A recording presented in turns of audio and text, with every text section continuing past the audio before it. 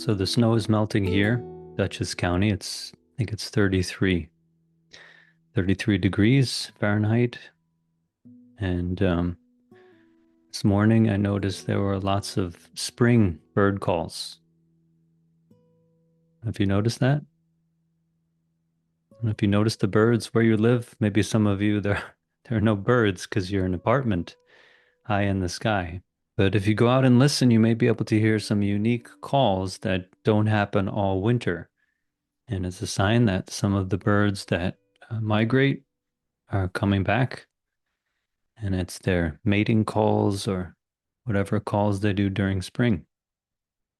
So I don't know. I don't pay attention to the groundhog, that whole myth. I don't know, maybe there's some truth to it, but the birds know. The birds tell us when the weather's changing. So for tonight, there's no particular topic. There's no prepared topic. I didn't prepare anything. And as usual with the group sitting, we just open it up for Q&A regarding the method of sitting meditation, or methods of practice in daily life.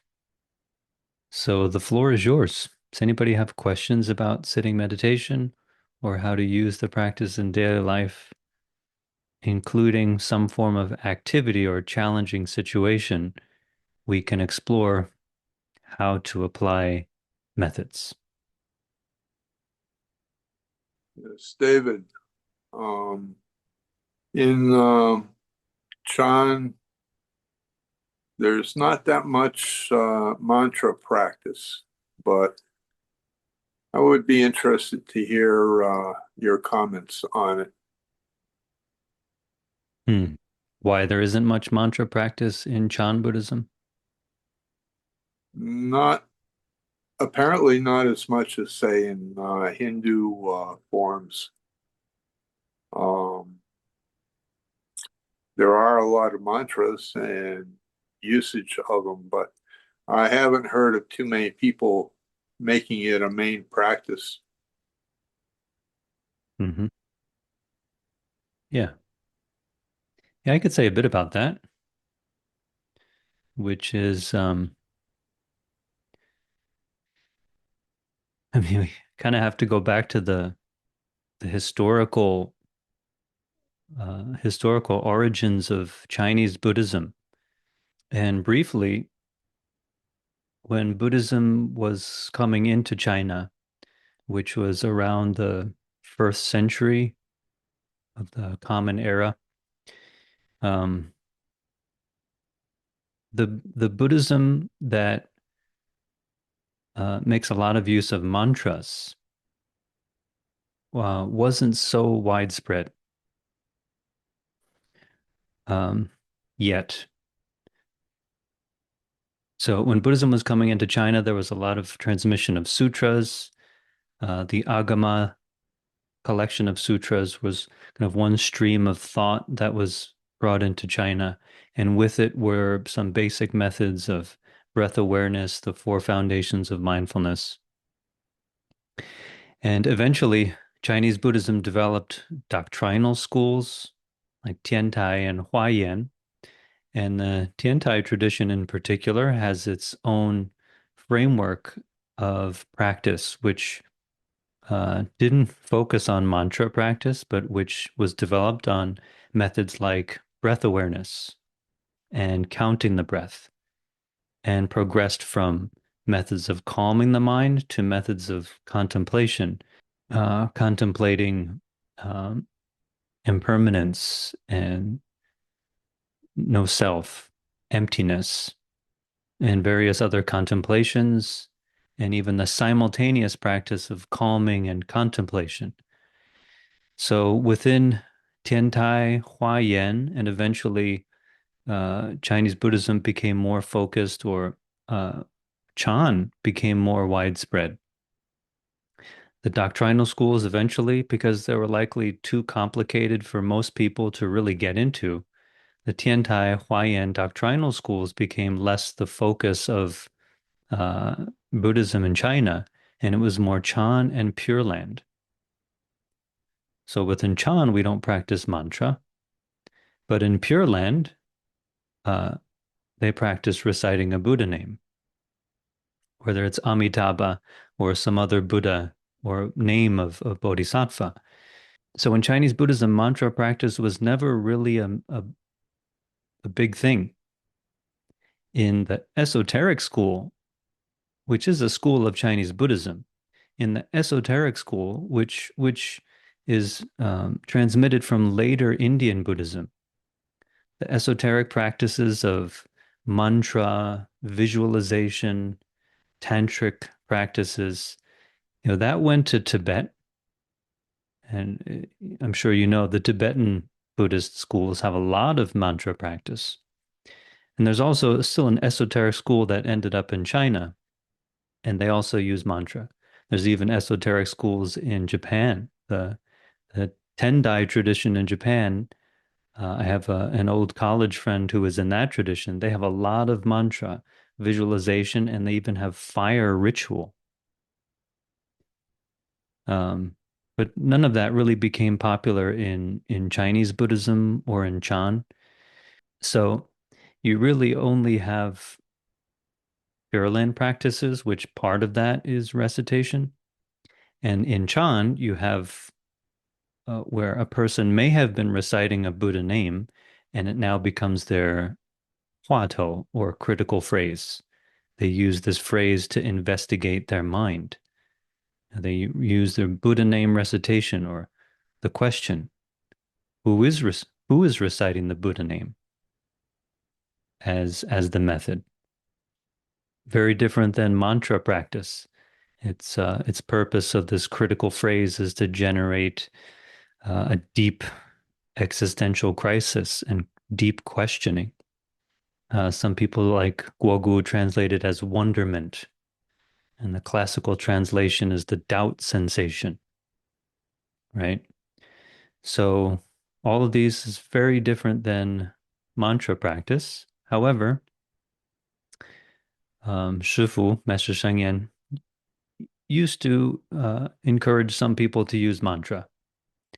If they didn't really feel connected to Buddha name practice, if they weren't quite ready for a critical phrase, they could choose a mantra which interested them and just use that as an object of concentration. So in traditional Chinese Chan, you don't see much of the Chan records, if any, talking about mantra practice, but Master Shengyan encouraged people to use it as a practice of concentration. Whereas mantra practice in later Indian Buddhism and in the esoteric schools in Vajrayana Buddhism, it's not just for concentration. Mantras have this, you could say, spiritual resonance with bodhisattvas or with Buddhas, where the resonance with compassion and wisdom has a kind of power. Each mantra has a particular uh, power. It's almost a kind of magic, you could say, but it's more the magic of enlightened beings as compared to the magic of witches and wizards. People trying to use mantras to kill each other, which is, you know, some traditions use mantra to hurt people or to cause things to happen in the external world. Where in Buddhism, Buddhism was competing with Hinduism, like you mentioned Hinduism. Buddhism at one point was competing with Hinduism in India. So it's my understanding that Buddhism had to say, okay, well, I guess we need our own mantras now. This mantra stuff is catching on and everyone's going to practice Hinduism. Let's start to use our own mantras. But they, gave it a Buddhist twist. It's a mantra for generating compassion. It's a mantra for resonating with a bodhisattva of such and such quality. Manjushri, for example, bodhisattva representing wisdom. Manjushri has his or her own mantra. And when you recite it, you resonate with that wisdom, which is really just a resonance with our own wisdom. So, in short, traditionally, Chan doesn't really make use of mantra, but we can use it for the purpose of concentration. And if you want to try it, you could pick a mantra. And I've even heard Shifu say, if you don't know what to recite, just recite your own name, recite your name. Or um, the late master Thich Nhat Hanh would, he was creative with certain mantras like I am here, I am home, I've arrived, right? Have you heard those? It's a brief mantra to remind us that we don't need to seek happiness or freedom somewhere else. So I am home, I have arrived is a kind of mantra. And if you recite it, just simply do that, reciting it silently within your own mind at a very relaxed pace, nothing hurried or intense. I have arrived. I'm home. Um, Whatever your mantra. And don't connect it with your breathing. You don't, in breath, I've arrived. I am home. Because you'll probably start hyperventilating. So don't connect any sort of mantra or Buddha name recitation with breathing. Just let it be by itself. Don't pay attention to breathing and just focus on this mantra phrase. And it's a great method for developing concentration and stability, especially if we're feeling kind of distracted and scattered, and especially if um, you or someone is struggling with breath methods. Some people find that focusing on the breath, they just become tight and their breathing becomes tight and uncomfortable. And after, years of trying that, they just can't relax themselves when they focus on their breathing. So to ignore the breathing altogether and just use a mantra can be a way to get around their obstruction. So mantra practice is a great practice.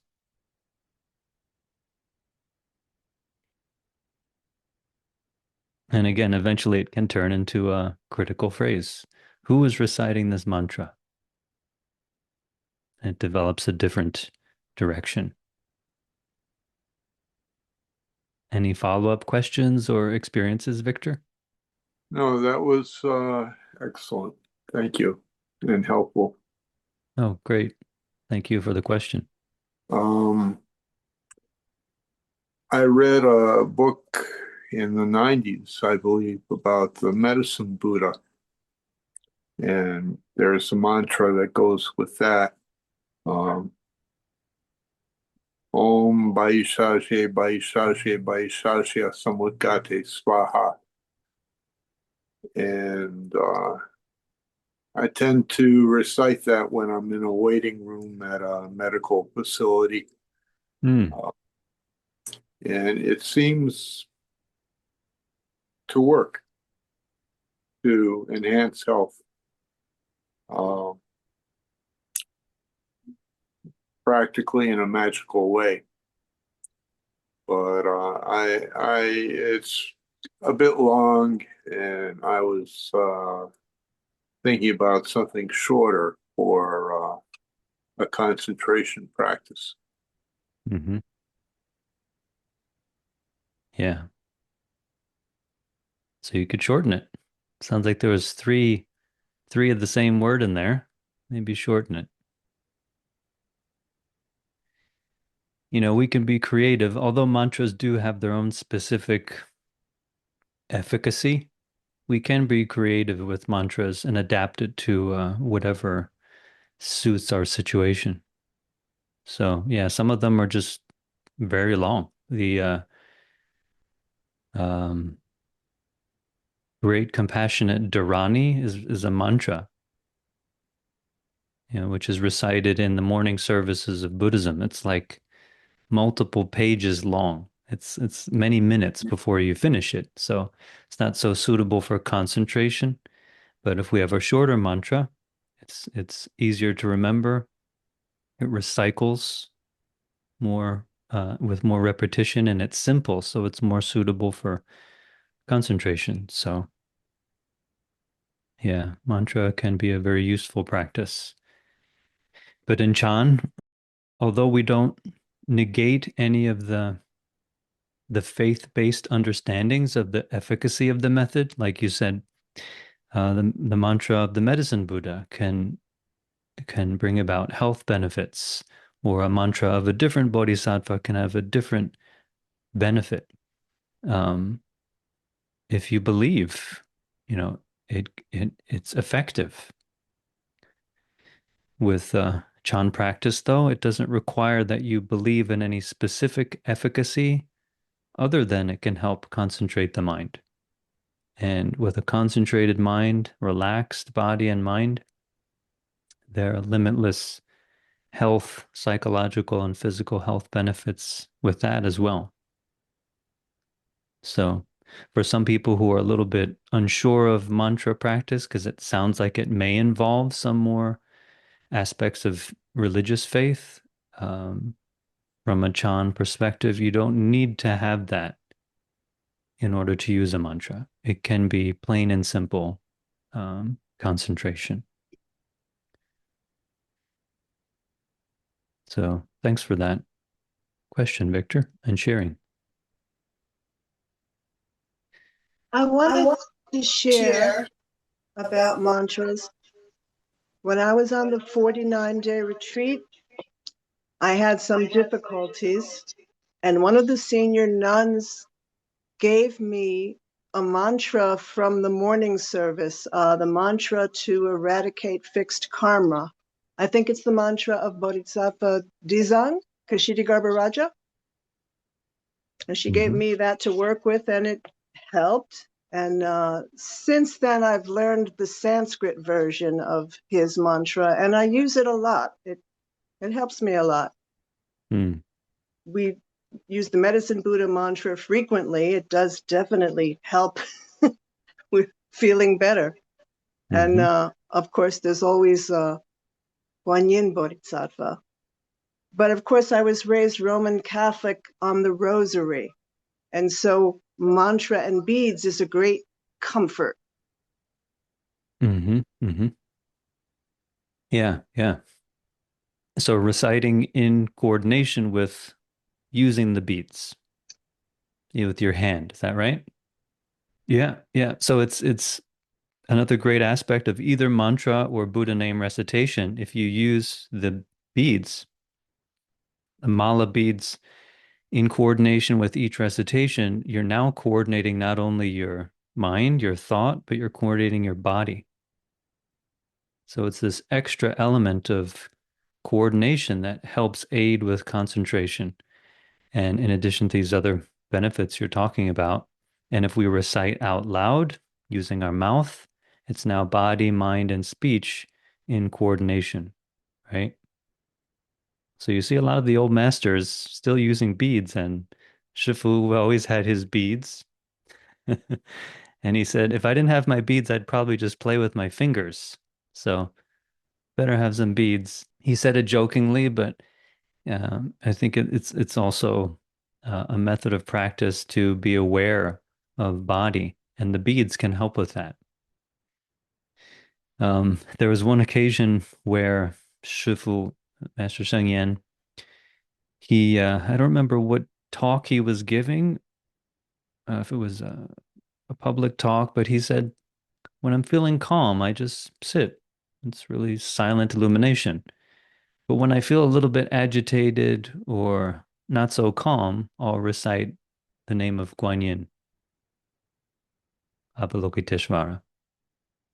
So this is coming from a Chan master, who's practiced for, at that time, 50 years or 60 years of his life or more. He still used recitation when it was necessary for himself. So it really shows that within Chinese Buddhism and within Chan, we make use of methods that are suitable for our condition. There are many methods to draw from, and it's important that whatever method we're using suits our needs, and that it's good to have a main method, one that you use daily most of the time, but then to have supplementary methods, methods that you use from time to time based on a special circumstance, like you both are sharing with physical ailments or various obstacles, right? We have supplementary methods as well.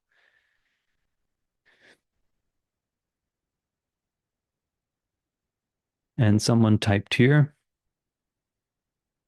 with critical phrase, and I'm using that as a translation of the word huatou.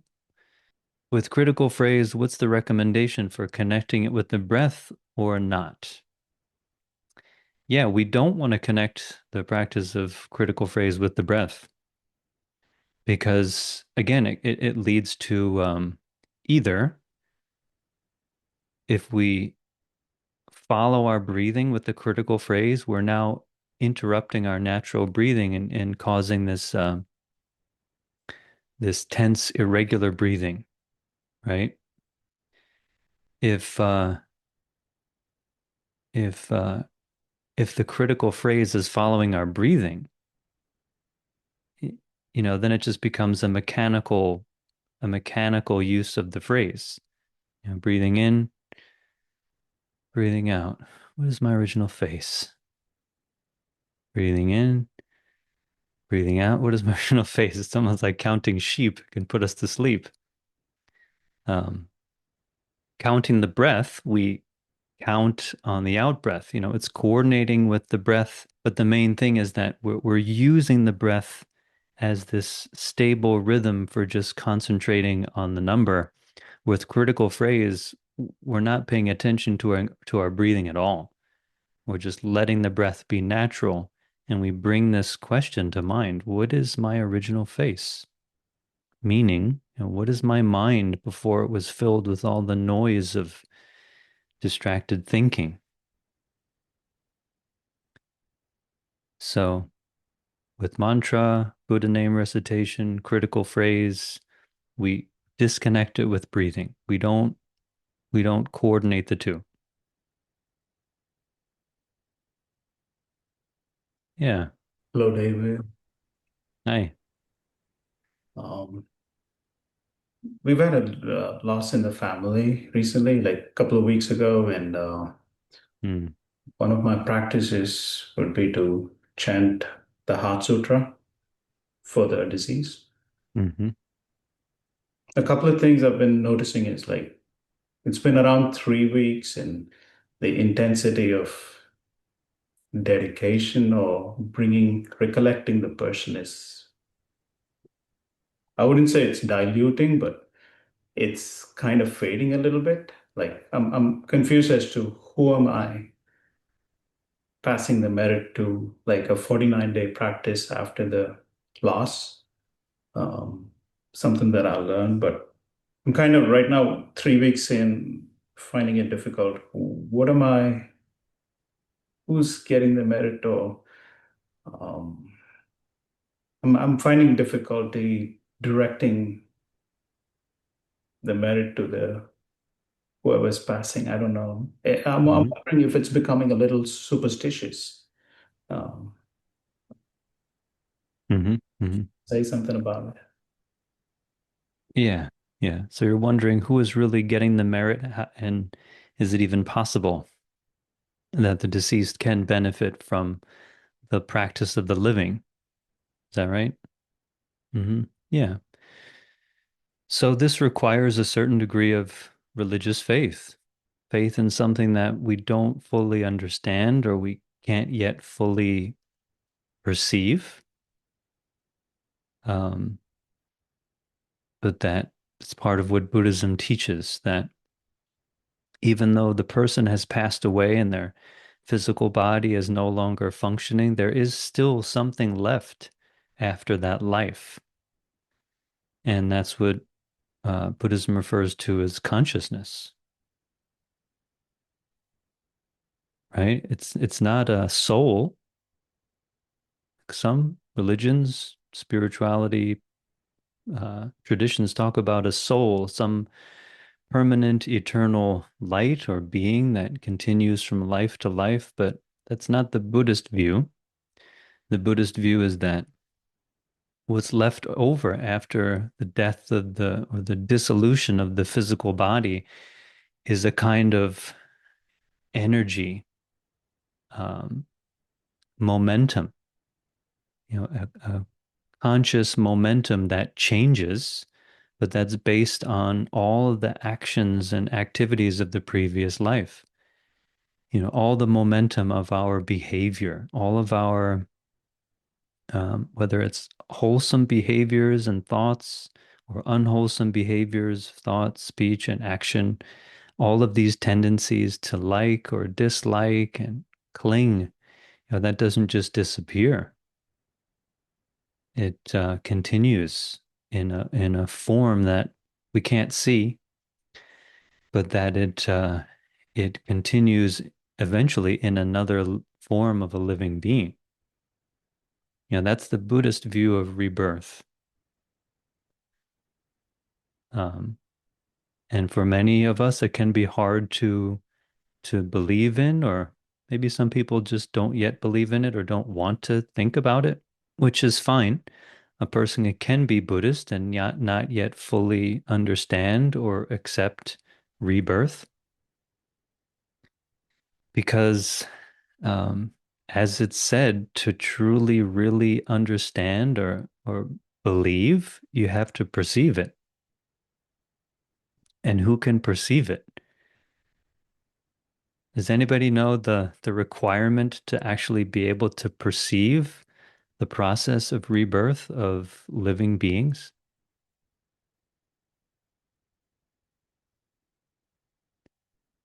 I mean, it's okay if it's beyond your experience, but have you read or heard what's required to really see or perceive the process of rebirth of sentient beings? Is it attaining Buddhahood or? No, you don't even have to attain Buddhahood.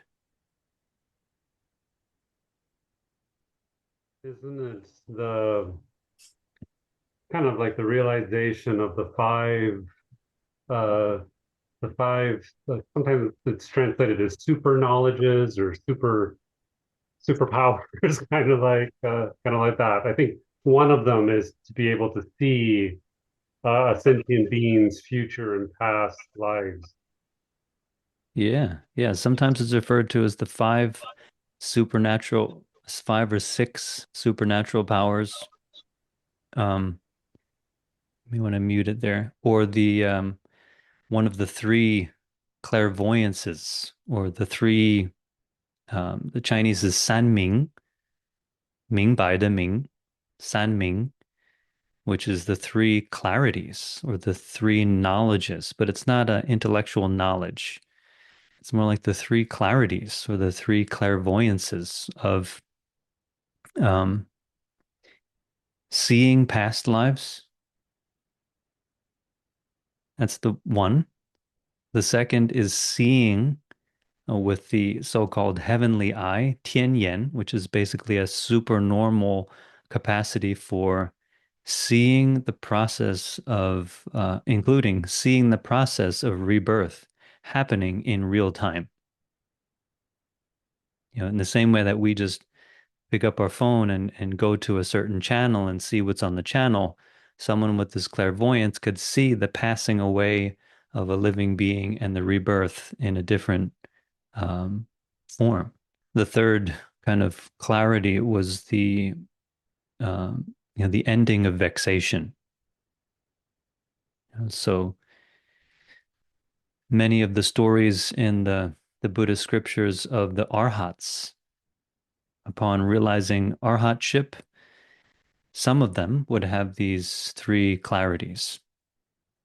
But it's also said that some people, through the experience of uh, deep absorption, deep meditation, can also have a certain perception of these things that we can't see and that we even find hard to believe in. Um, so, I mean, that can sound very much out of reach to attain some supernormal power, and it may even seem just superstitious to some people, right? it may even seem to be some form of elitism where only people with these special powers can see the one of the core teachings of Buddhism, right? Rebirth, the fact that living beings don't just have one life, but they have to take responsibility for their actions in a future form, right? If it requires a superpower to know it, for some people it feels like an elitism. Only the sages or only people with supernatural powers can truly believe in that rebirth. So, um, regardless of how you look at it, we can either believe, either through just a faith that it's true that the Buddha and all these great sages weren't lying to us, or some people can approach it through logic, and reasoning, where um, you know, the physical body decaying and dying, we can see through observation that it doesn't just stop, right? Life doesn't just stop. The material of the physical body continues to transform and become nourishment for new life, right? Maybe we don't often think of that. We don't want to think of loved ones and what happens to their body, but it's true. The body decays and becomes nutrition for new life, which is actually kind of beautiful. And there are tree burials now, and people can choose to have a burial where they're buried underneath a sapling, and their body becomes nourishment for the sapling to grow and become a forest of trees. So if the physical body is that way, what about everything else about our life? This kind of life force and all of this internal momentum. Um, where does that go? Does it just disappear, or does it also affect and continue to bring about new life, bring about new effects? So it takes a bit of belief and faith, or again, according to the Buddhist tradition, uh, an ability to perceive through a supernormal power. Um, but as far as who gets the merit, okay, so if we do believe that consciousness goes on and becomes another living being, who gets the merit or who gets more merit, technically speaking, the living get more merit or get more benefit from the practice, right? If we're reciting the Heart Sutra every day with devotion, with concentration, we're going to get a lot of benefit from doing that practice. The deceased will get benefit if they can see or hear or feel us in some way. They can be inspired and encouraged by the devotion that you have and inspired by what they perceive of this practice. In the Chinese Buddhist tradition and in some Buddhist traditions, they talk about what you mentioned, the period after death, where there's a 49-day period or a certain number of weeks where we can do these practices for the deceased. That comes from the idea that before they take on a new form, consciousness is not yet embodied and can actually perceive in a way that it's not possible to do with the body. Again, this is for some people hearing this for the first time, it can seem very metaphysical or far out there, but that's a belief, a belief, and one reason why this practice is done for 49 days. Basically, the thought is that after 7 weeks, for sure, that living being would have found a new rebirth, would have found a new womb or a new condition for rebirth. Is it definitely 49 days? Not necessarily. It could be one day, could be a 1 week, it could be an instant. But just to make sure, the practice is done for 49 days so that the deceased can be aware of their loved ones doing these practices for them and be inspired and encouraged to go towards a direction, towards a new rebirth that where they can practice the Dharma, where they can do these practices themselves.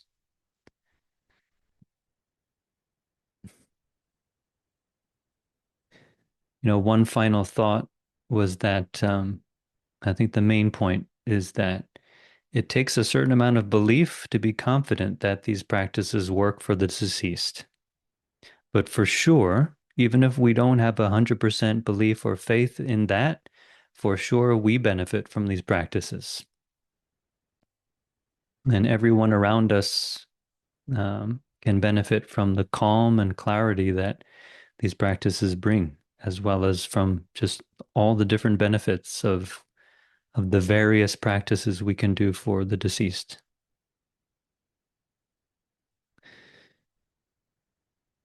Okay. Was that helpful, or any other follow-up questions? Very helpful. It's helping me see something that I mentioned about it's not like I'm missing this person less, um, but what you mentioned helped me see the change in form, and something that um, a resonating thought is about storehouse and alaya. Um, Instead of looking at the person's picture, maybe redirecting more towards the storehouse or consciousness. That helped me a lot. Thank you. Mm-hmm. Yeah, you're welcome.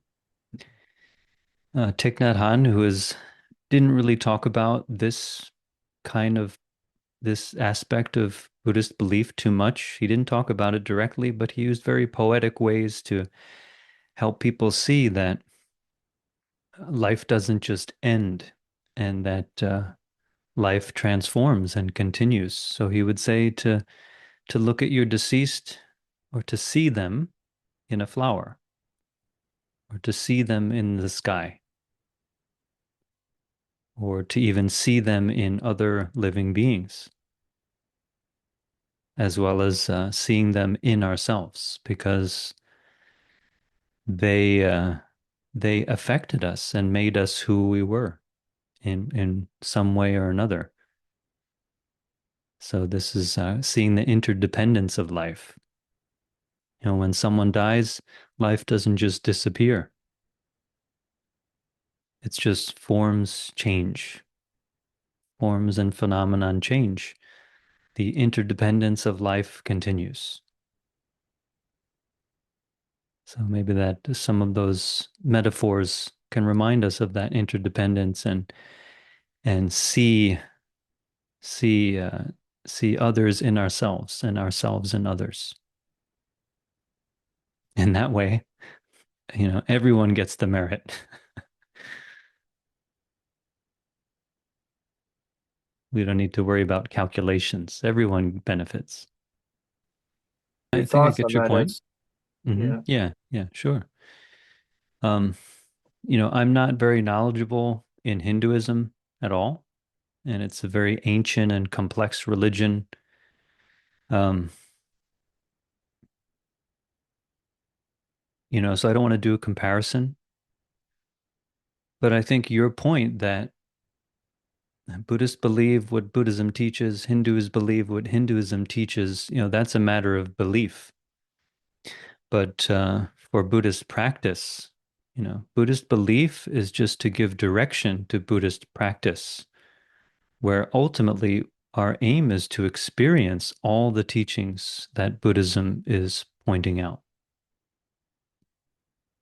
You know, the practice of Buddhism, these practices, all these methods are helping us to explore our own body and mind to see, is there really a self? Not to just believe and say, oh, yeah, there's no self. I just believe it, but to really explore the self that we're always thinking of and worrying about and clinging to, and the self that we don't want to die.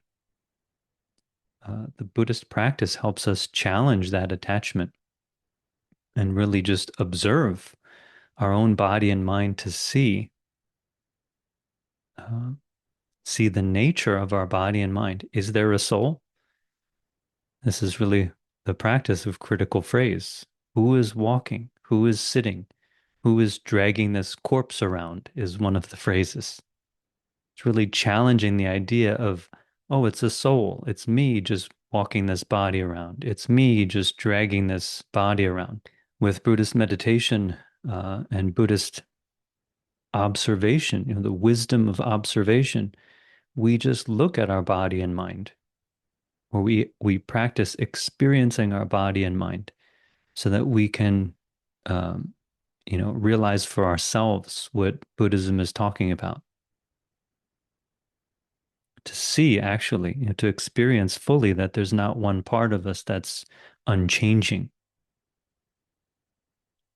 As far as being able to experience and perceive rebirth, the rebirth of other beings, interestingly, that's not even a requirement for enlightenment or seeing the nature. It's not a requirement for a person to be wise.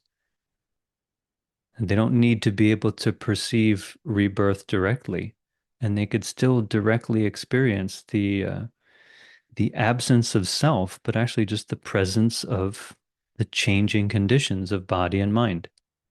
Our body changing, our feelings changing, our thoughts changing, our intentions changing, our awareness of things changing, seeing, hearing, feeling. All of these things changing and being affected by conditions. Experiencing that is experiencing the, that lack of soul.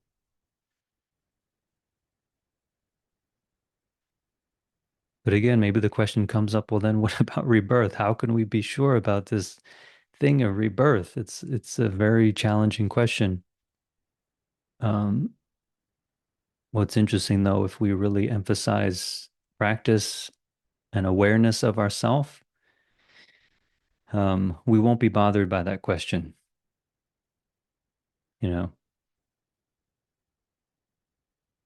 We just experience that all of our actions have these consequences that don't just stop, suddenly or disappear. So rebirth is just a natural extension of cause and effect.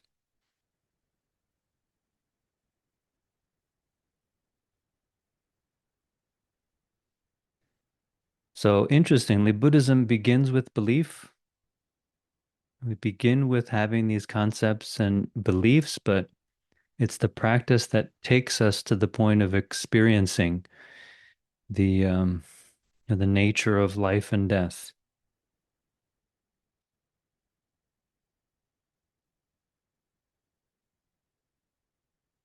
And that, um, you know, rebirth is not only something magical, right? Breathing is magical.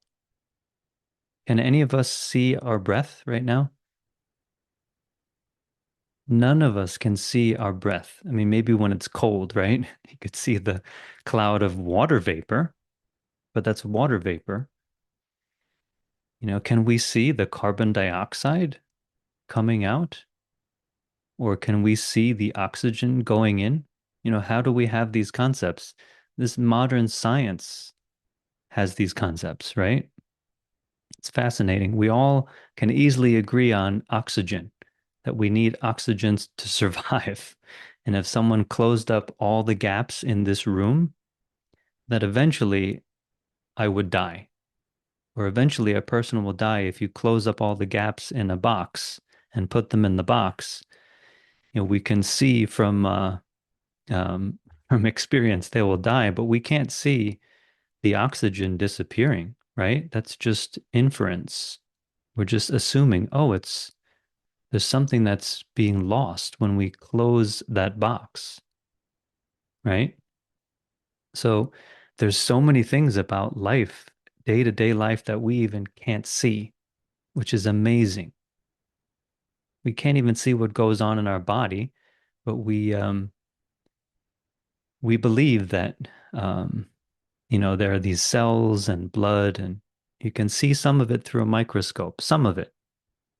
You could see some of these things, But I don't even know if you can see oxygen, an oxygen molecule. Can you actually see that with some sort of device? I'm not sure. And we can't even see Wi-Fi waves. Isn't it amazing? Like the phones or the phone you're using now is receiving information from the outside in order to produce the image and sound that you see right now. Um, and when you get a new phone, when there's like the rebirth of your account going from one phone to a new phone, it's like it's it's information being taken from one physical object and transported to another physical object without even any cable anymore. We used to have to use a cable when you got a new phone, right? Do you remember that? You have to connect the two phones with the cable. Now it's just all through the Wi-Fi, which we can't see either. But it happens, and we can see the effects of it. So many things that we can't see with our eyes, but that we can experience in some way um, with our body and mind. And someone wrote, when you can't see the water in the lake, the water may be changed into the clouds and will be back in the form of the rain. Yeah, it's never gone, it's just changed form. Yeah. So again, this could be a doubt that's in the mind of all of us. Rebirth, what is it? How does it really work? But I encourage everyone um, to emphasize the principle behind that. It's just a larger scope of cause and effect. That our actions, our behaviors, in some form, um, affect all life. Our actions and behaviors have effects that go far into the future.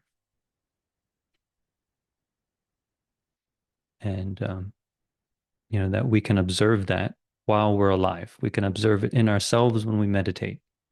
We can observe the effect of if before this session we were doing something, maybe before this session, if you're watching TV, maybe in your meditation, you realized that you had all these thoughts about the show you were just watching. Or if you had a conversation or an argument earlier in the day, when we meditate, we realize all of the after effects of that argument, all the after effects of what we said and did still are churning within us. That's a kind of rebirth. And the practice is to be aware of it, observe it as just these changing phenomena. It's not ourself. And when we can experience that, we let go of clinging to that. We start to let go of clinging to our habits of, for example, arguing and fighting. When we see the tendency arise as we meditate, or even if it's in the moment of the argument, if we see the tendency, and we see that we really want to win, we really want to be right, we can let go of that, let go of clinging to our idea. And that rebirth of anger or rebirth of stubborn views starts to lessen. And we find ourselves more free from the rebirth of these problematic patterns.